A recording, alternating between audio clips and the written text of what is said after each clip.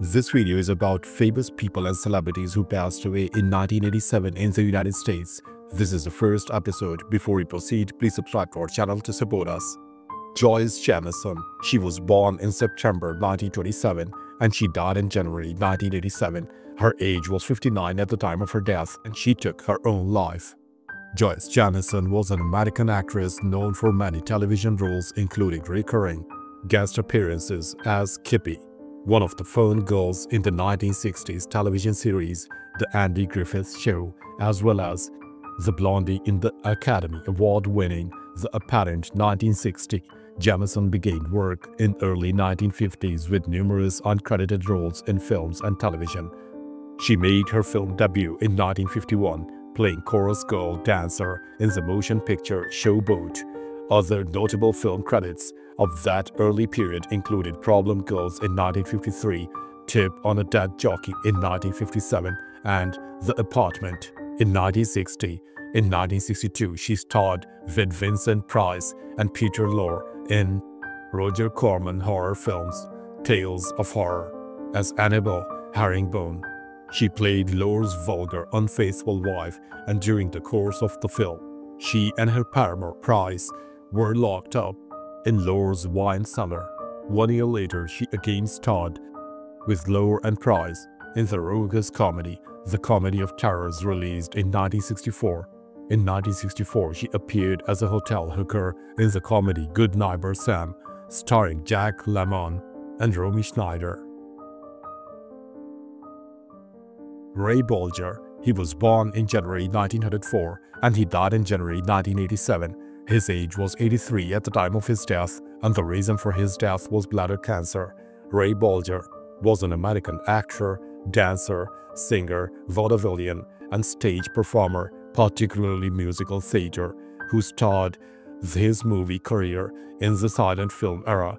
Bolger was a major Broadway performer in the 1930s and beyond. He is best known for his role in The Wizard of Oz in 1939 as Scarecrow, and in Walt Disney's holiday musical fantasy Babes in Toyland in 1961 as villainous Barnaby. Bolger was the host of Ray Bolger Show on television from 1953 to 1955, originally titled Where's Raymond? His entertainment aspirations evolved from the vaudeville shows of his youth. He began his career in a vaudeville tap show, creating the acts Stanford and Bolger with his dance partner.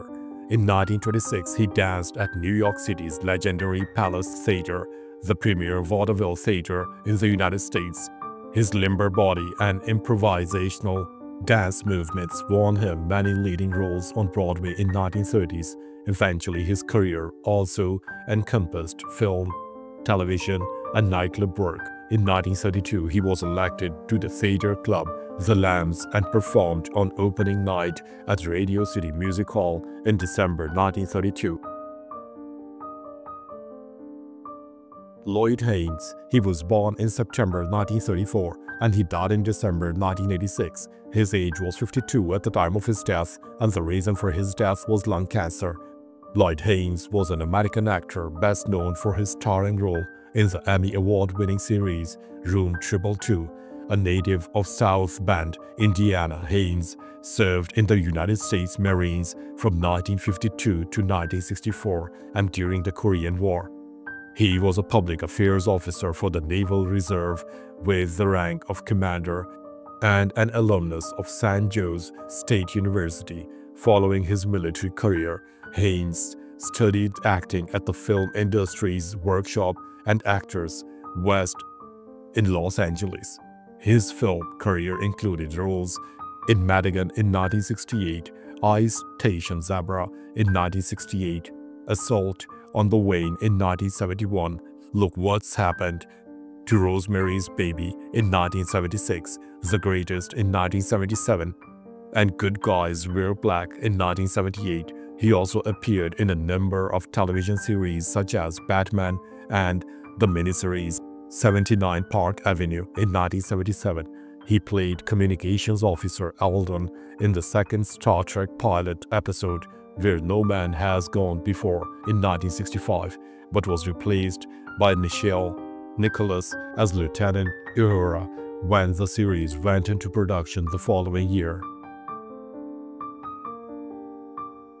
Teddy Aycock, he was born in January 1915 and he died in January 1987. His age was 71 at the time of his death and the reason for his death was undisclosed. Teddy Aycock was an American conservative Democrat from Franklin in St. Mary Parish and was one of only 3-term lieutenant governors in 20th century Louisiana history.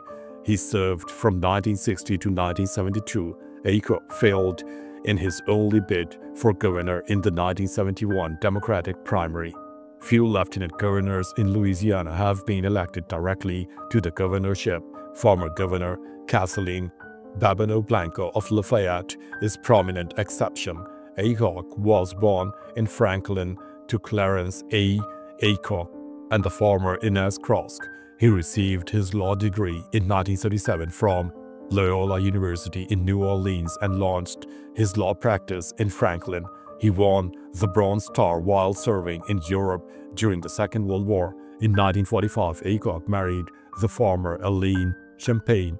They had 6 children.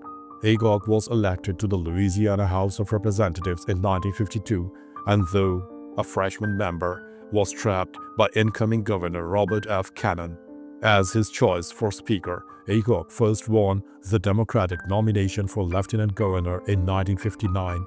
At that time, under the Louisiana Constitution of 1921, the Lieutenant Governor presided over the state Senate. Sam Wagstaff, he was born in November 1921 and he died in January 1987. His age was 65 at the time of his death and the reason for his death was pneumonia arising from AIDS. Sam Wagstaff was an American art curator, collector, and the artistic mentor and benefactor of photographer Robert Mapplethorpe, who was also his lifetime companion, and poet, punk rocker Patti Smith.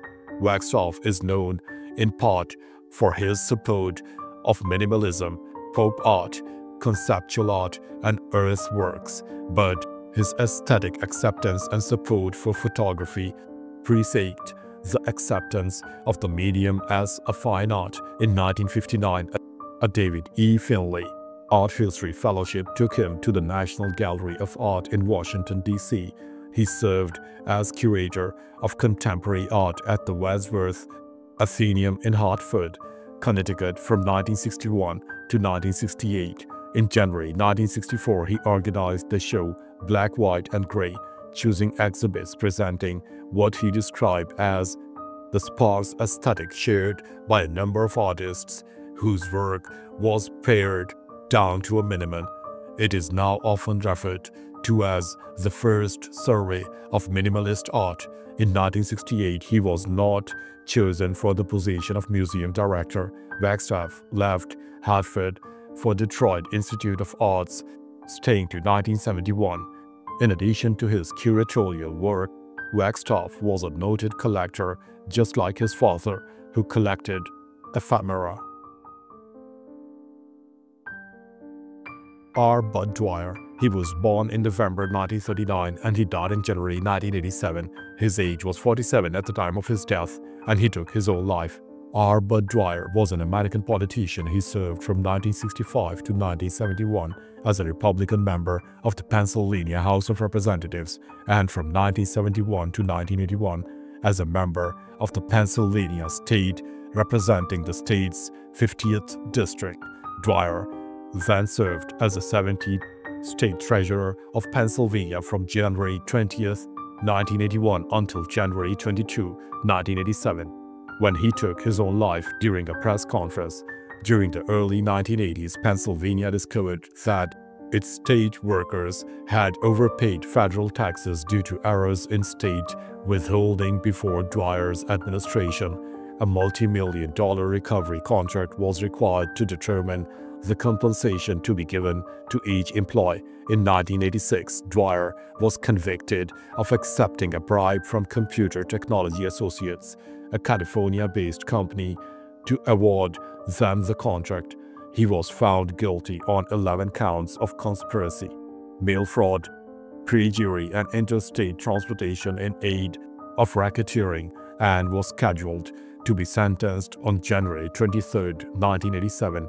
On January 22, Dwyer arranged a news conference in the Pennsylvania State Capitol building in Harrisburg, during which he fatally shot himself in the presence of reporters.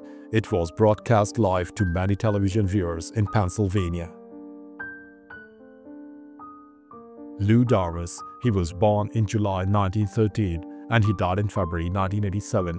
His age was 73 at the time of his death, and the reason for his death was undisclosed. Lou Darvis was an American artist and sport cartoonist. He received the National Cartoonist Society Sports Cartoon Award for 1963 and 1967 for his work.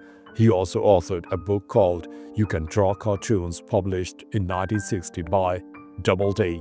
Darvis was born in Cleveland, Ohio. He started his artistic journey as a cartoonist at Thomas Jefferson Junior High School and then at the West Technical High School through the 11th grade. He then got a job scrapping old signs for an advertising firm while he followed his cartoonist training in the night art classes at John Huntington Institute. Darvis's first newspaper job was with the Toledo News-Bee. As an artist, he moved to Cleveland and worked with the Cleveland Press from 1938 onwards. During the Second World War, he served in the United States Army Air Corps as head of the drafting and art room of the senior staff school, supervising charts and graphs for secret Air Force statistical records. During his stint in the Army, he won the first place for cartoons in the art show of Army Air Corps Tactical Center at Orlando, Florida in 1944. Thanks for watching the video. Please don't forget to subscribe to our channel. Have a nice day.